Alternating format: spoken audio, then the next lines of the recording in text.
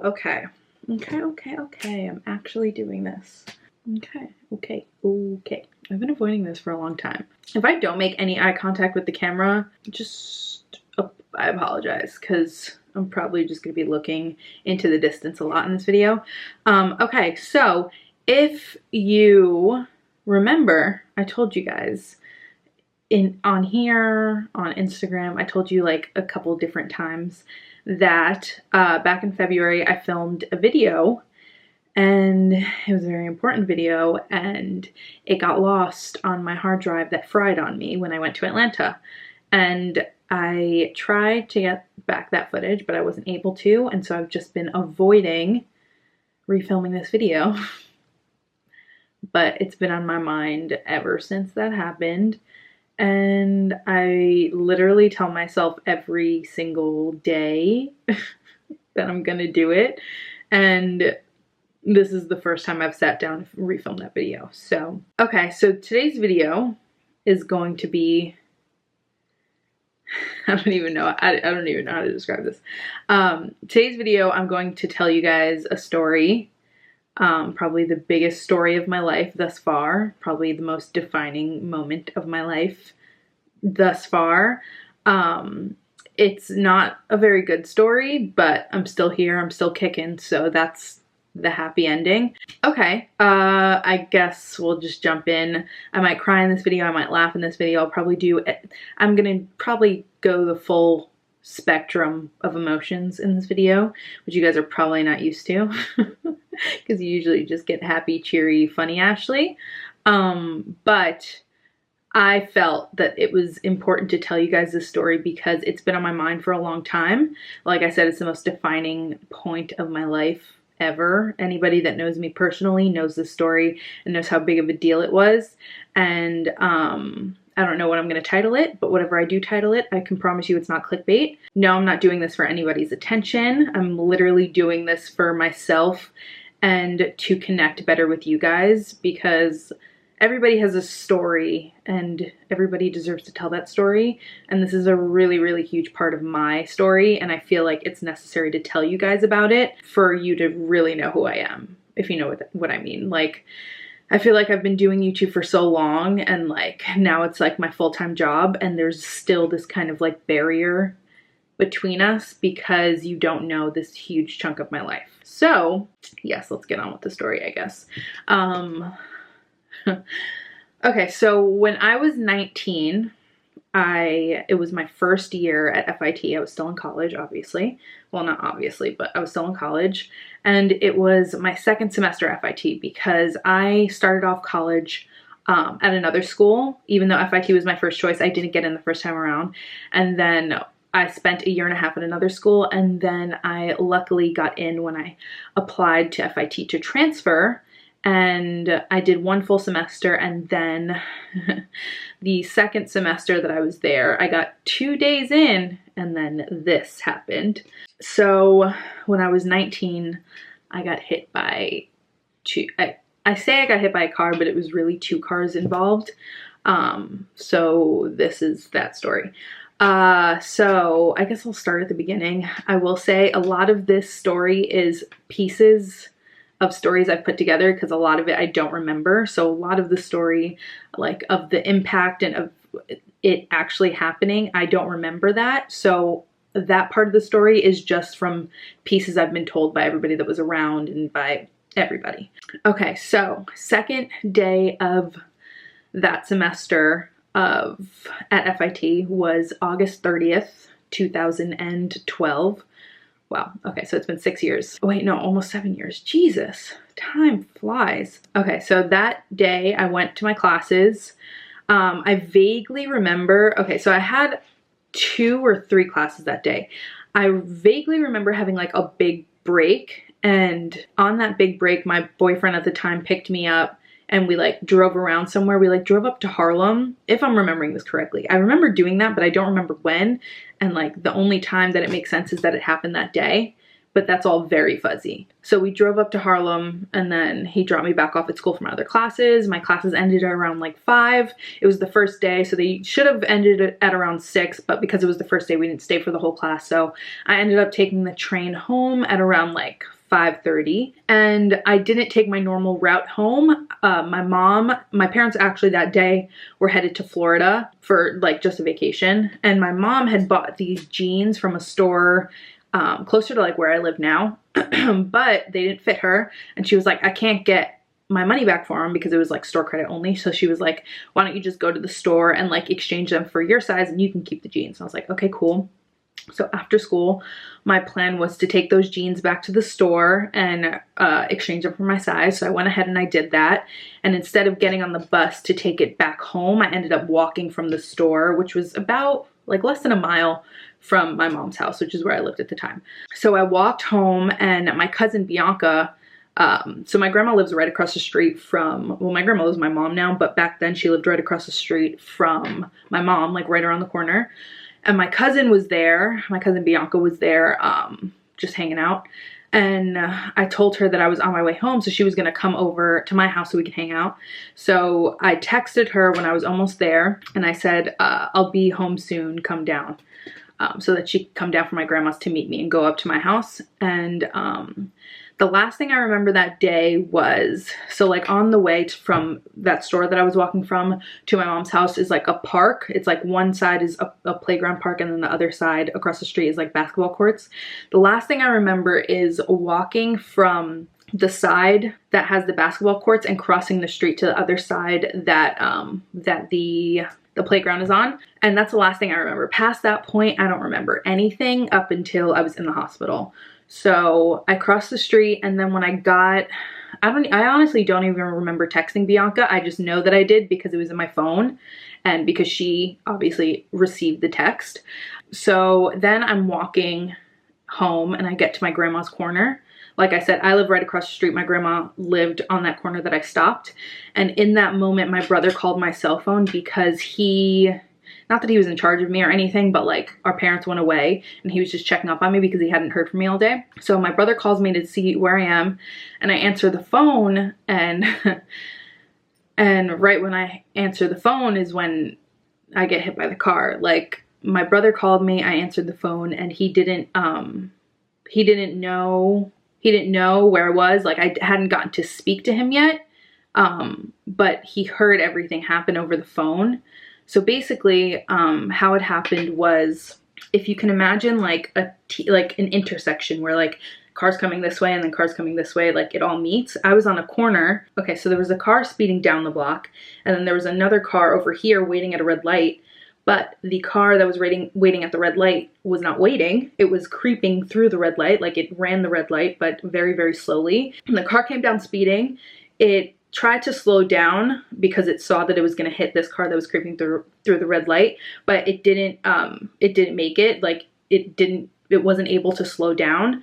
So I was standing on the corner. Car that's creeping through hits the back of the car that was speeding, and the back of the car kind of flips around and pins me to the pole that was on the corner.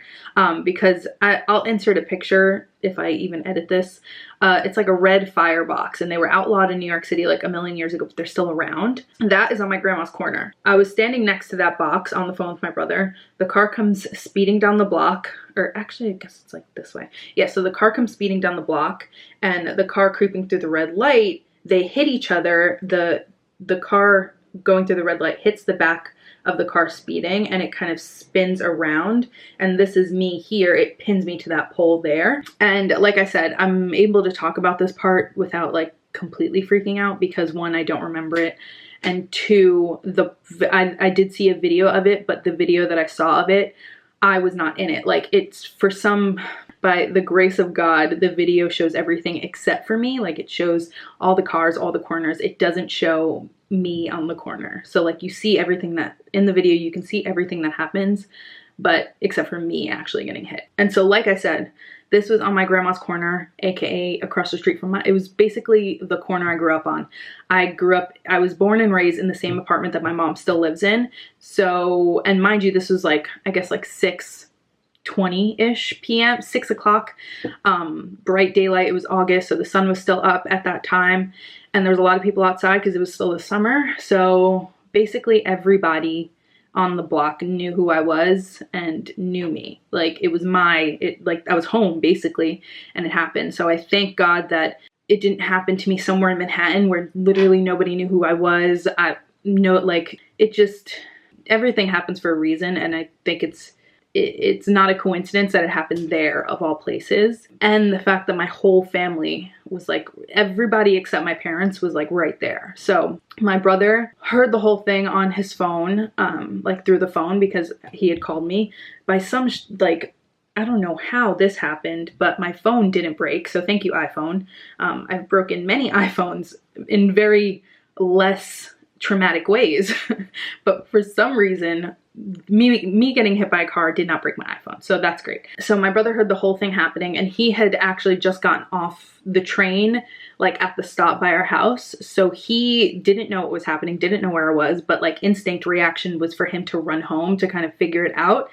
And I won't say luckily, but kind of luckily, because he found out. Luckily, it happened right across the street from the house. So when he ran home, it was like that he didn't have to search for me or anything. Like, that's where it happened, which I'm sure I know was very traumatic for my brother. And then I had texted Bianca to come down from my grandma's house. My grandma and her heard the whole thing happen, obviously, because it was like literally right outside of her building. So my grandma told Bianca, go downstairs and see what that was. Like, she didn't look out the window. She said, Bianca, go downstairs and see what that was. So Bianca comes downstairs to find me on the ground, and she faints.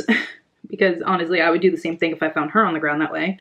Bianca's parents had were just pulling up to the block. Like, when this happened, they were just pulling up to our block from dropping my parents off at the airport. They had just gotten back from dropping them off at the airport, and they literally pulled up to our block like seconds after it happened. So they were there and they saw it happen. My uncle, who lives in my mom's building still, he was at the bar on our block, and everybody heard what happened. Like, it was a huge crash. Everybody on the block heard what happened. So everybody and him came out of the bar to see what happened. And he, realizing it was me, tried to fight through and almost got arrested because the firefighters would not let him through to me. And luckily, like, the first people that got to me, there used to be a produce store on my mom. It's not open anymore, but there used to be a produce store on my mom's block, and these two Arabic old men owned it, and they were standing outside smoking when it happened. So they were the first ones to get to me, and they knew who I was. And so one of them said that I had a maxi dress on that day. One of them said that they were like fixing me so that I wasn't like exposed, because I guess obviously I got hit by a car and my clothes are like everywhere. Apparently, like, my dress had been was up, so he like covered me so that I wasn't exposed, which is very kind of him. And they called. I'm actually not sure who called 911. I'm pretty sure a lot of people called 911 because they were all there. So basically, the car speeding down the block was an ambulette, and it was just like one guy driver. And then the other car that ran the red light, I'm not going to say the one that caused the accident, because they both obviously caused the accident. It's like a reactionary thing. One was speeding and the other was running the red light, and that's why it happened. But the other car, the one that was running the red light, was a woman and her kids in the back of an SUV. And that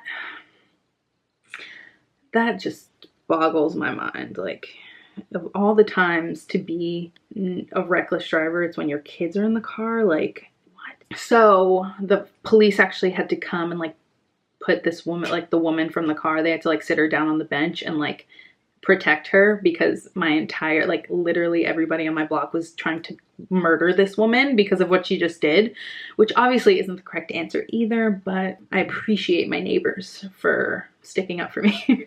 That's for sure. Everybody was there. My whole family was there except for my parents.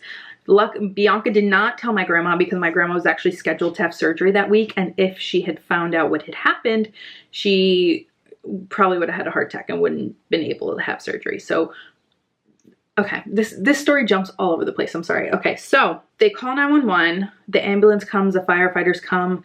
They basically have to like remove the car from me because the car had like pinned my body to the pole. So they have to like figure out how to unpin me and then put me on a stretcher and put me in an ambulance to go to the hospital, because I'm unconscious and I'm bleeding and there's glass everywhere and a lot of things happened. Apparently when the firefighters like went to get me up, or the ambulance, I don't remember who it was, when they got me up to put me on the stretcher, like, you know, that like fight or flight reaction that you have when you like are in panic mode.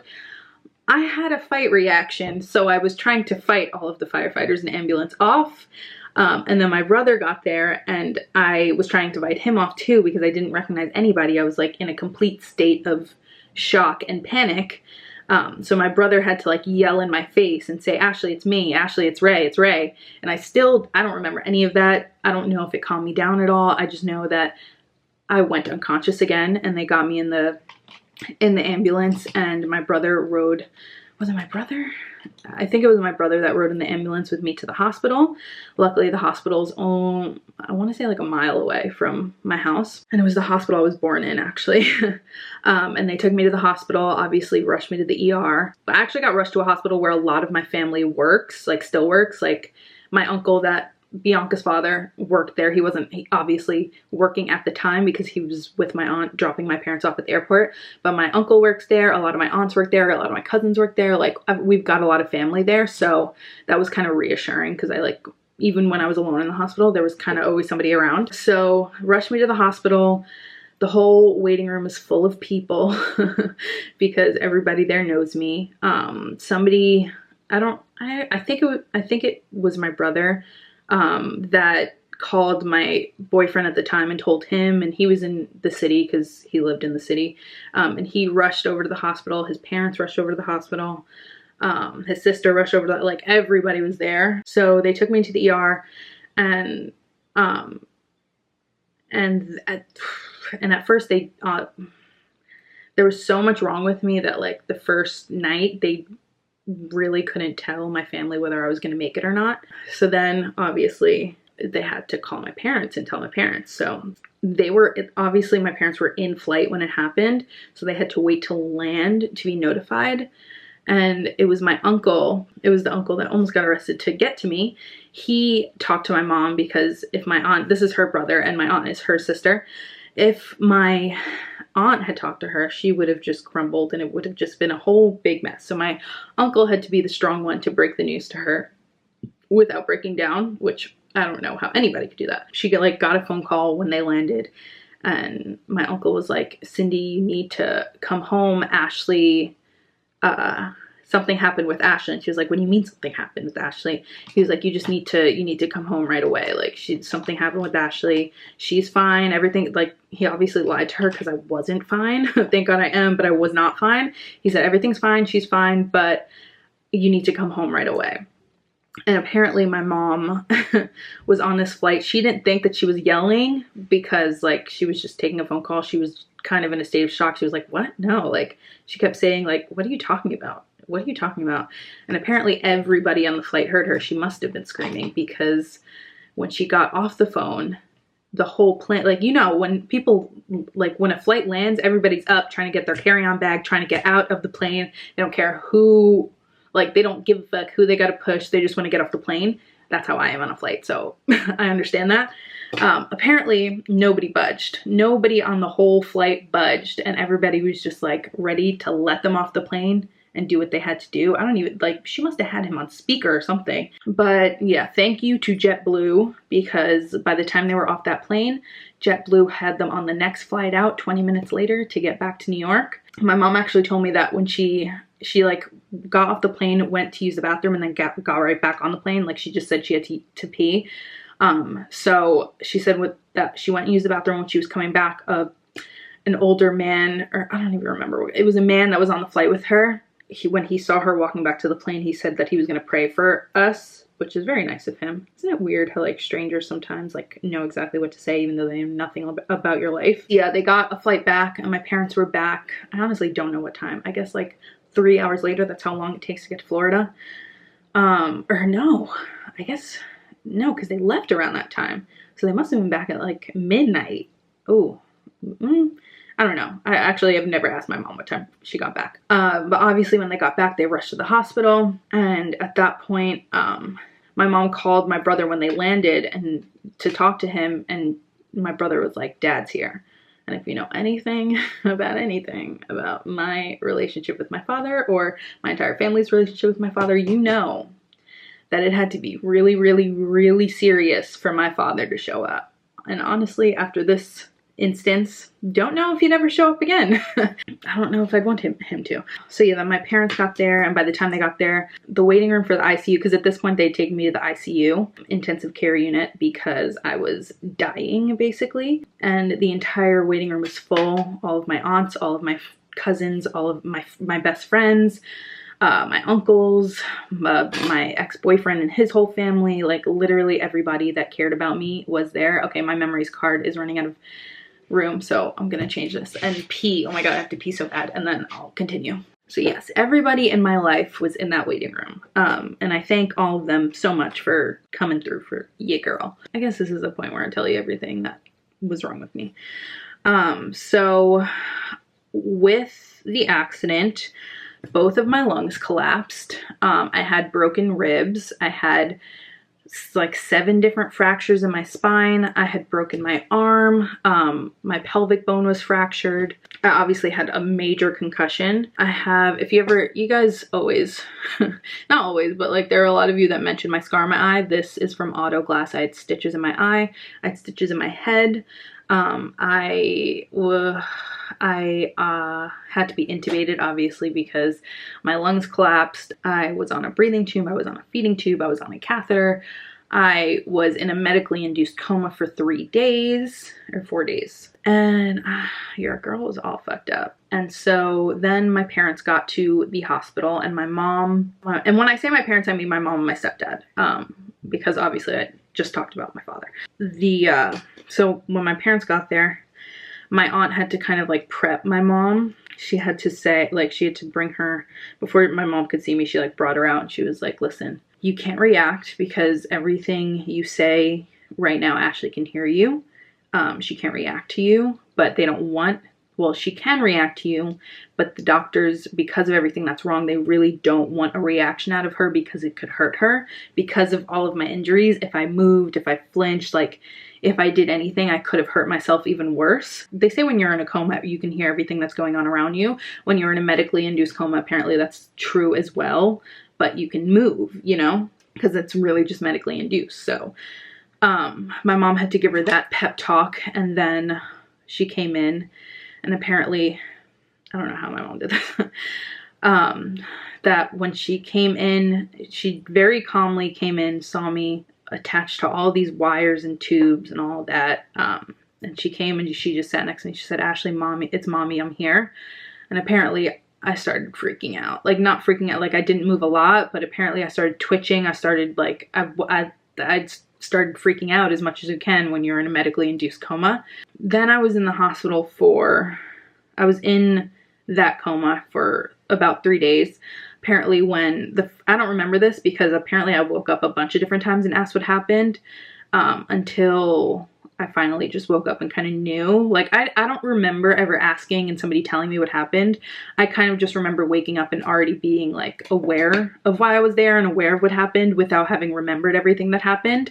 So I must have just like not remembered somebody telling me, but just like subconsciously knew that what happened. So apparently one of the times I woke up, I asked my mom what happened, where am I? And she said, Ashley, you're in the hospital. You've been in an accident. You were hit by a car. And my response was, oh shit. And then I fell back to sleep, which is honestly the most me response I could think of. So, you know, always true to my brand.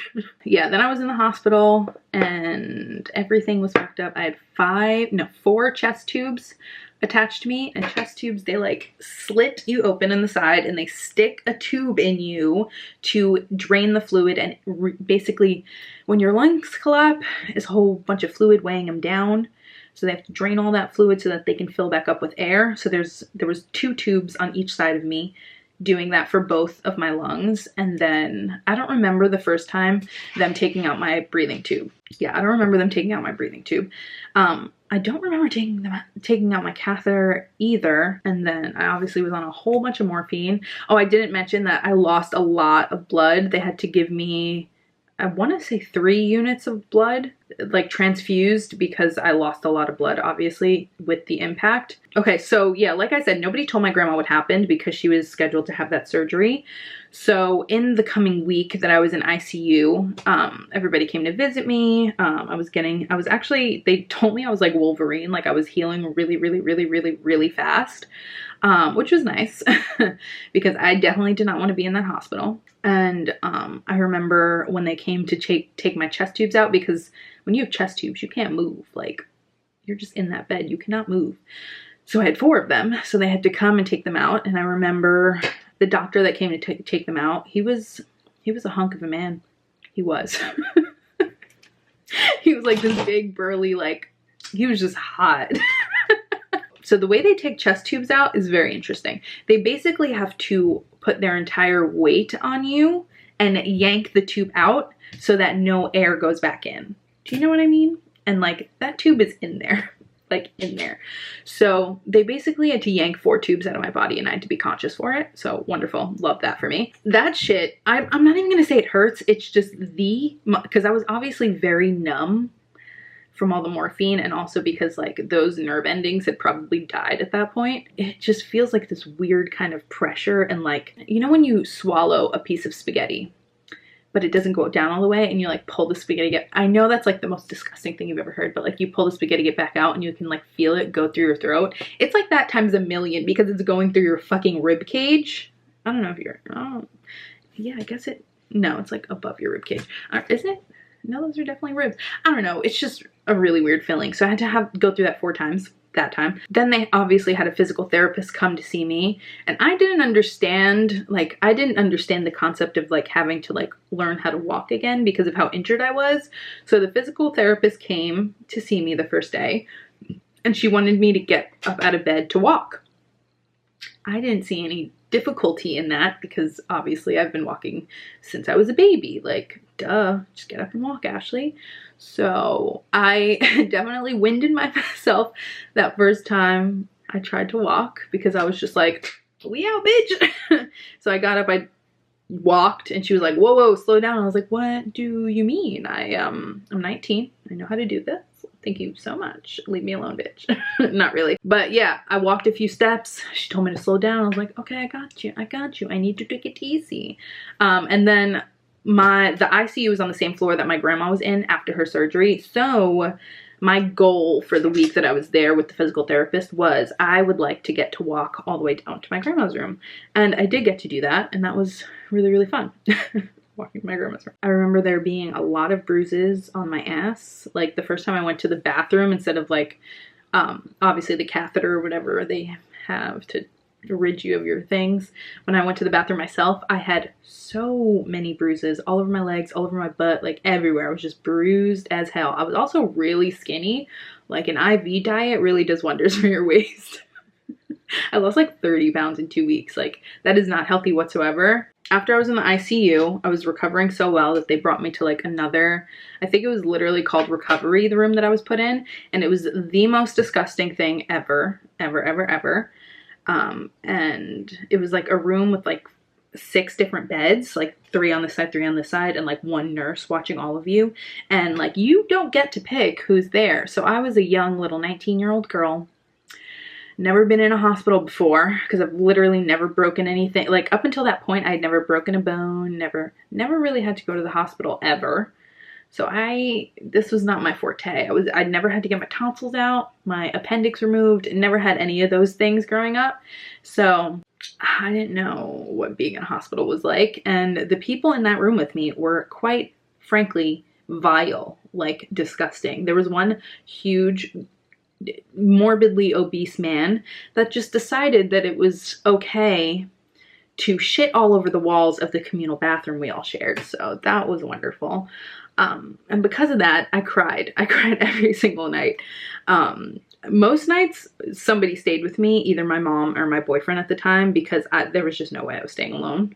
And I literally would just cry and call them if I was alone. It was horrible. Like it was the scariest thing ever. Like so scary. I know that's dramatic, but like I was scared. Like I'd almost died and I did not want to be alone. I was there, and then they told me I was going to be in the hospital for like 2 months minimum because of how hurt I was, but I guess I'm Wolverine, because after 11 days, they came in and they told me I could leave. And I was like, are you sure? Are you sure? And they said they were sure. They were wrong, but they said they were sure.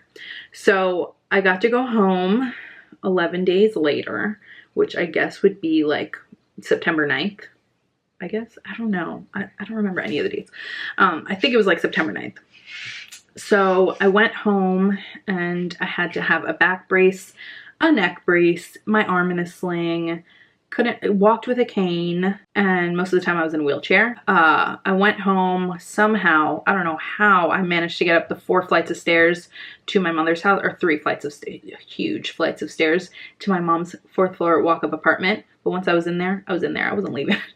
So I went home, laid on the couch all day. Macho over here stayed by my side. He knew something was wrong with me because he stayed in my lap for that entire time. He would not leave my side. Every time I got up to use the bathroom, he came with me. He just knew I needed him. I needed some protection. So then like a week and a half passed, and one day I wake up. They like rearranged my room so that, they rearranged my room so that my bed was like in a different position than it usually was, and it made room for like an air mattress next to me so that my boyfriend could sleep in the room with me, because even though at this point they probably would have let us sleep in the bed together, but it was a twin size bed and I had like a lot of braces and a lot of things going on. 2 people weren't fitting in that bed. And also I'd probably be really uncomfortable to sleep with because I was just like this the whole time. I could not move. It was like 7 a.m. I think, and I had to pee, and like I walked to the bathroom, and if my mom's house is like, I've shown it in vlogs and stuff, my old room, or my room at the time, is like completely the opposite side of the apartment from the bathroom, but it's not a long walk by any means. So I walked through the apartment to get to the toilet, and by the time I get to the toilet, I am winded, like panting, heaving, like I am so exhausted. I cannot breathe. Like you would think I went up all 4 flights of stairs again because I just could not breathe, and that was like not normal. So I peed and I went back to bed, and that was it. And then when I finally like woke up again and I sat up, I couldn't breathe again. And like I would lay back down, I'd be fine. And every time I would sit up, I couldn't breathe. And this, it happened for like maybe an hour or 2 until my mom was like, okay, Ashley, like something's wrong. We need to call the ambulance. To which I broke down because I was like, no, do not send me back to that hospital. If they come, they're going to try to take me back there and I don't want to go. And I'm like sobbing. She's like, Ashley, we need to call the ambulance. Like there's something wrong with you. We have to check it out. And I was like, oh, fine. So they call and the ambulance comes and they check my vital signs and all that. And they take me back to the hospital. And I will say, if I said the hospital was scary, getting hit by a car was scary, there is nothing scarier than people putting you on a stretcher and carrying you down 4 flights of stairs while you're conscious. That is, I guess I just have trust issues because I don't trust anybody holding my body weight like that. Like that was the scariest thing ever. I'm not afraid of heights. I'm not afraid of a lot of things, but going down 4 flights of stairs on like strapped to a stretcher, and the only people with your life in their hands are the 2 ambulances. I don't know what those are called. It was just fucking scary. So don't recommend. 10 out of 10, do not recommend. Never do it. So they take me back to the ambulance, or to the hospital, go to the ER. All these different doctors come by, don't know what the fuck is going on with me. They put a camera down my nose to see into my chest to see what the fuck is going on. Basically, they tell me that my right lung is collapsing again and they cannot figure out why. So they make me do a CAT scan and they made me do all these scans, and they put the camera down my throat and they still couldn't figure out why. So basically, in the 24 hours I was in the emergency room, I had all of these different tests done, and I still had to lay on my back because that was the only way I could breathe. And because of that, I had to pee in a bedpan. I hadn't shit in 10 days because of all the pain medication I was on. I hadn't shit in 10 days, you guys. I had not shit in 10 days. Like from the point I went home from, honestly, no, it had to be longer than 10 days. I don't remember shitting at all in the hospital or out of the hospital. So it had to be at least 2 weeks that I hadn't shit. They basically, my doctor came over, Dr. Brevetti, who I love and adore. He basically saved my life. Dr. Brevetti came over, and some other guy that I hate. He came over and he was like, we have to do surgery. We don't really know what we're looking for, but it shouldn't be longer than 3 hours. We basically have to cut you open to figure out what's going on in there because we can't see what's happening through the scans and all that. We just know that your lung is collapsing and we can't figure out how to get it back up and running. So that night was the night, it was like what awards goes on in September? It was like the Golden Globes, or it was some award show when we were watching it on the tiny little hospital TV in that recovery room. They put me back in that damn recovery room again. And because I hadn't shit in 2 weeks, I had to go into surgery. So obviously, you know how you're not supposed to eat before you go into surgery because they don't want you to shit during your surgery. Basically, they had to clear me out. So they secretly put in a laxative in my IV. Yep. They secretly put a laxative in my IV and they didn't tell me about it. And I still couldn't sit upright because I can't breathe. So basically, I exploded all over myself. No, there was a bedpan under me, but I don't know how much of it, I don't know how much that helped. So yeah, and then I was a 19-year-old, very self-conscious girl. So of course I was like, Mom, no, the nurse can't come clean me. You have to clean me. My poor mother. I'm sorry, Mom. Love you so much. I'm so sorry. Yeah, so my mom had to clean up my shit at 19 years old. She also had to bathe me at 19 years old and wipe my shit every time I went to the bathroom. That's another story. Honestly, all of the people that helped bathe me and helped me wipe my ass, I love you for that. Even my ex-boyfriend, thank you, because you really took one for the team, Greg. You really did. Thank you. Yeah, they cleared me out. And the next morning I went into surgery and I didn't really realize how nobody was really telling me the full extent of my issues because they didn't want to freak me out. Rightfully so, because I was pretty chipper and pretty optimistic this entire time. Like up until this point I was pretty damn optimistic because I didn't really know, like I knew what happened to me, but I didn't really know like how bad it could have been or it was. So, and that was because everybody was kind of minimizing it for me because obviously your girl almost died. I don't need any more stress, you know, like I'm here. That's all that matters. Keep it to that. So I didn't really realize how serious it was until they were rolling me into the OR and I had to say bye to my family, meaning my parents and my brother and my boyfriend, and everybody was crying. All of them. All 4 of them were crying. And I was like, I'm about to die. Like, what's that? I thought I was just getting I thought they were just going to check out my lung. Like, no, they were all crying and I was like, oh fuck. Oh, like it's a good thing they put me on anesthesia very soon after because I was probably about to have a panic attack because I did not realize up until that point how serious shit was. So basically went to that surgery. Obviously don't remember any of it because anesthesia. I woke up 3 days later in another ICU with a breathing tube in. I don't remember the breathing tube in the first time around. So waking up with a breathing tube in still is really, really, really traumatic. Like it's the worst feeling in the world. And like, so basically I woke up after that surgery 3 days later and they told me that it ended up being a 12-hour surgery. 12 hours, they said no more than 3. Ended up being a 12-hour surgery because I basically got hit, like the bulk of my injuries was my right side. The right side of my pelvic bone was fractured. My right arm was broken. My right rib cage, the ribs on my right side were broken. Like a lot of the shit, like my scars on my right side, a lot of the shit happened on this side. So my right lung recollapsed and it was because there was an exorbitant, a lot of fucking scar tissue on my right lung from the impact. And the bronchus, which is the windpipe that goes from like your throat to your lung, that like brings the air to your lung, that had like a patch of scar tissue within it that was blocking air from getting back into my lung. Like it was a very, very, very, very tiny, tiny hole. So there was like no air getting into my lung.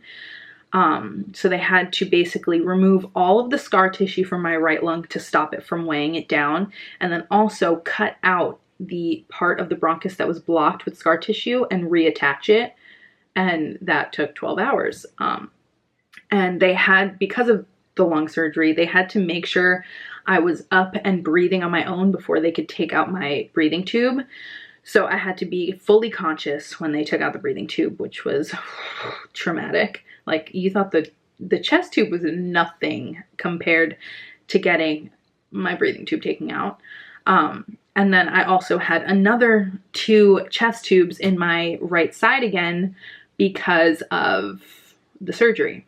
This is the longest video of all time. So yeah, then I was in the hospital for like another 11 days. They sent me back to that recovery room. My mom threw a fit about it because she explicitly told them she is not to go back in that room. And because she came at 3 a.m. and threw a fit because they put me back in that room, they gave me like the corner suite. Like, literally the room that they gave me was bigger than most New York City studio apartments. So thank you, Mom, for being the badass bitch that you are, because we had straight up dinner parties in that hospital room. So yeah, after my surgery, things kind of shifted mentally for me. This was the point where I realized, wow, Ashley, like, this shit is really serious. Like, this isn't just some freak accident that you happen to survive. Like, there's going to be some long-term, like, this isn't just like a, once you're all patched up and you stop bleeding, you can go home. Like, this is some serious shit. And I still didn't know this, but I was at risk of still, like, even after that surgery, I was still at risk of losing a lung, which, yes, you can live with only 1 lung, but it's obviously a very difficult thing to do. My memory card ran out of room again because I can't stop talking. Yeah, this is the longest story of my life, so don't expect any story times this long ever again, or any story times ever. So yeah, this was the point where I, like, mentally, I started to not be so optimistic because I realized how serious it was, and I was just exhausted of it all. Like, being in the hospital for that serious of an issue, it's like every few hours, or at like 5 a.m. there's like a group of residents in your hospital room ready to like ask you a million questions and take your blood pressure and take your blood work, and like, it's a lot and it's exhausting, and it's honestly just like mentally fucking tiring. So like, the first time around in the hospital, I was like all for it. Like, yeah, whatever we got to do. I just want to go home. Like, let's do it. The second time around, physical therapist would come and be like, Ashley, let's go walk down the hallway. I'd be like, not right now. Or they'd be like, oh, do you think you can do the stairs today? No, I don't think so. Like, I just was not having it. My mom would be like, Ashley, do you want me to brush your hair? Not right now. Ashley, do you want to eat? Not right now. Ashley, do you want to bathe? Not right now. Like, I had just kind of given up. Because it was just a lot, dude. Like, and I don't know, it was just a lot. And I guess I had seen how it was affecting everybody around me too, because I have to say, like, it's one thing for you to go through this, but it's another to watch somebody you love go through it. And honestly, I will take it. I will take one for the team. I am glad to have been the one that this happened to, rather than be the rest of my family and my loved ones that had to watch me go through it, because obviously, we know this now, I'm built strong enough to live through that. I don't know if I'm built strong enough to live through watching my mom go through that, watching my brother go through that, watching Bianca, watching my boyfriend go through that. I don't know if I could have handled that, but I handled doing it myself. Do you know what I mean? So I think I had started realizing, like, what a toll it was taking out on everybody else, and it was kind of bringing me down, which isn't their fault at all, but it was like a shitty situation, you know? So at this point I was just like kind of giving up. Not giving up like on life, but like, I just didn't want to try anymore. I was not as optimistic as the first time around, and I really was just thinking to myself, like, damn, like, I survived a car crash. Why do I still have to be here? Like, I thought I was fixed, you know? Like, I thought I got to go home and like go on with my life. Like, why am I here again? I guess like a week and a half after that, they sent me home again because my lung had reinflated and I was doing okay. And I started walking again and stuff like that. But I still had to go back because, like I said, they cut out my bronchus and they reattached it. But obviously with reattaching that, it kind of stretches and pulls. So the airway isn't as big as like a normal, like it's taut, you know? So I had to go back the next week and the following week and the week after that, every week to get the bronchus stretched and like opened more so that it could be normal and I could be breathing like a normal capacity. Because at this point it was like, I basically was given asthma by this because I like couldn't breathe normally. Like I would get winded really easily. Like breathing was just hard for me. So I went back the next week. I had changed, my mom was like so fed up with this hospital because of everything that had gone on like while I was there, that for the outpatient surgeries I was having to stretch my bronchus like in the weeks coming, we went to another hospital in Manhattan where my doctor, Dr. Bravetti, he also practiced there. So we went to Lenox Hill Hospital, which my uncle, my Bianca's dad, also worked at previously. So he's just made his rounds with all of the hospitals in New York City. And my aunt actually used to, I think that's how they met. No, they didn't meet there, but they were already dating and they both worked at Lenox Hill together. So Lenox Hill, and I had like a surgery every week for like 3 weeks, and then a surgery every 2 weeks for another like month and a half. And then after that, it was another like every month. And in the midst of that, I changed doctors because Dr. Ravetti ended up not being able to take my insurance. And then I went to Dr. Sonnet, or no, Ravetti, basically every time they would stretch it, it would, by the next week when I would go back, it would be right back to where it was, like it wasn't taking. So Dr. Ravetti referred me to Dr. Sonnet, who was like a specialist. Like he was a lot more experienced with a case like mine than Dr. Ravetti was. So he referred me there, and Dr. Sonnet is an amazing doctor. He actually like he's saved people's lungs, like, and not the same case as mine, but similar cases to mine, where like he'll save their lung and then like by the next year they're running a marathon, you know, like crazy stories like that. He's just a great doctor. So I got to go to him, and he put a stent, basically, I don't know what a stent is, but he put a stent in there to kind of like keep it open. But unfortunately, my body rejected the stent because I don't know. My body just doesn't like foreign objects in it. So basically he did that, and then I had to wait a month to see him again. And so in that month I kept like coughing, and it would be like I would be like coughing up like green mucus, like looked like boogers. And I was like, oh, I guess it's just because like, hello, I was hit by a car. Like there's a lot of phlegm in me. I'm still getting it out from getting hit by a car and having a lung surgery, whatever. But come to find out, when I went back to him, that was my body rejecting the stent. And that's what all that mucus was. It was like, get that thing the fuck out of me.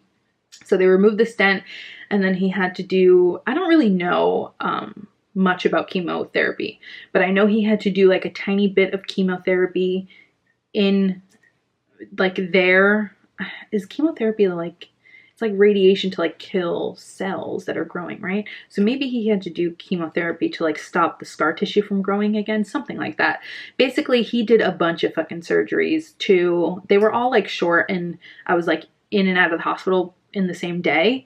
But I still had to like go under anesthesia like once every other week for a long time.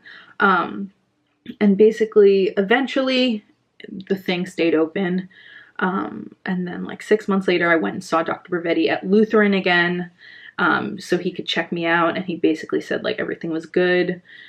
And I guess that's the end of the story. Yes, we sued the people on it. If I'm being completely honest with you guys, that's how I can do YouTube full time, because I have that like security blanket of having my like money from that lawsuit.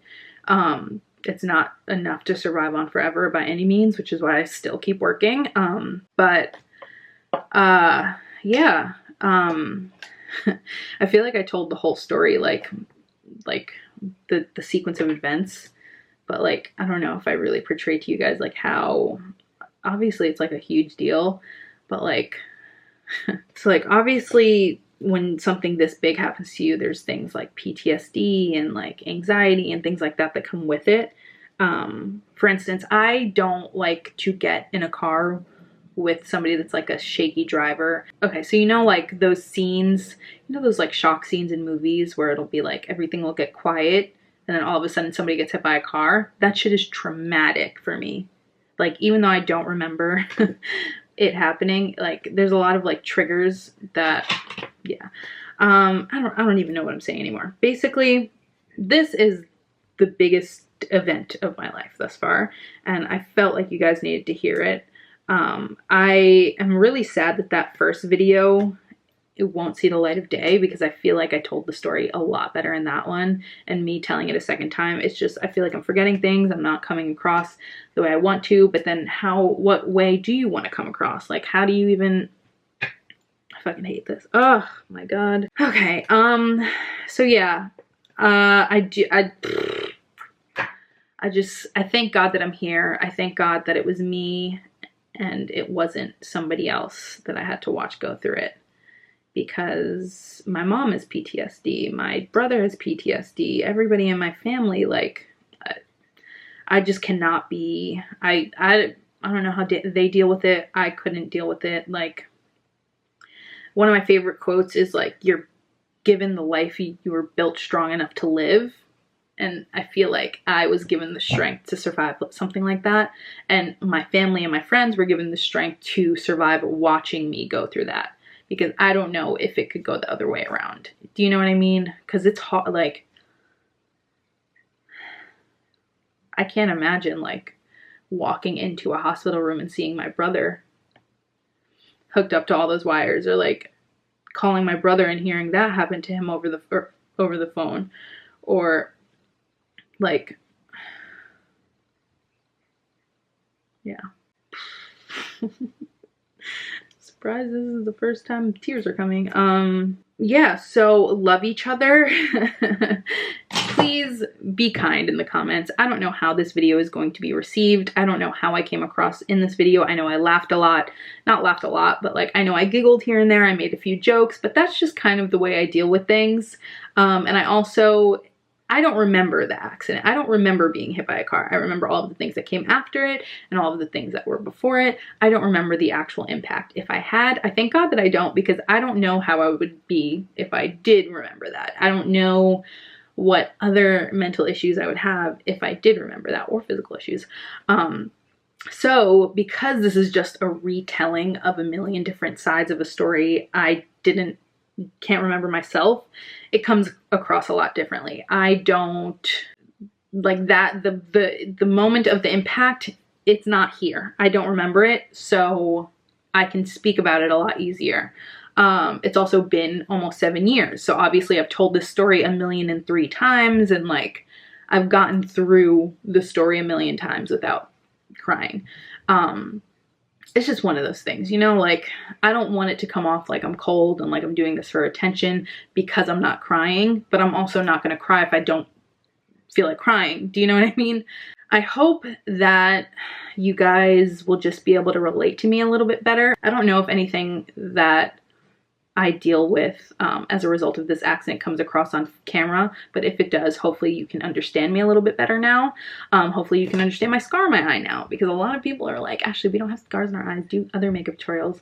For one, I don't really do makeup tutorials anymore, and two, can't help that I have a scar. If you also have a scar, embrace them. I have scars all up and down my arm from this accident, and I love each and every one of them. I also, stand up to show you guys, this is a scar from my chest tube here. I have other ones, and I got a diamond oh, this is another one right here. I got a diamond tattooed over it because your girl is unbreakable, you know? So yeah, you guys, this video is absolutely an hour long at this point, so I'm gonna go. I love you all so, so much. Please be kind in the comments.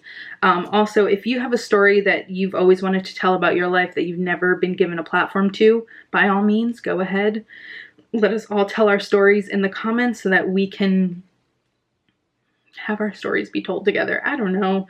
Just feel, this was really hard for me to open up about this. I tell everybody I know in my real life about it, but for some reason putting it on the internet was a different story for me. And so I'm glad to say I finally am doing that. Thank you guys for allowing such a good community here that I feel comfortable enough to do it. I love you all so, so much. Thank you for always being nice. Like, you guys are honestly always so nice to me. It's always only the rare few that are like, your eyebrows suck, or like, you're fat, give up.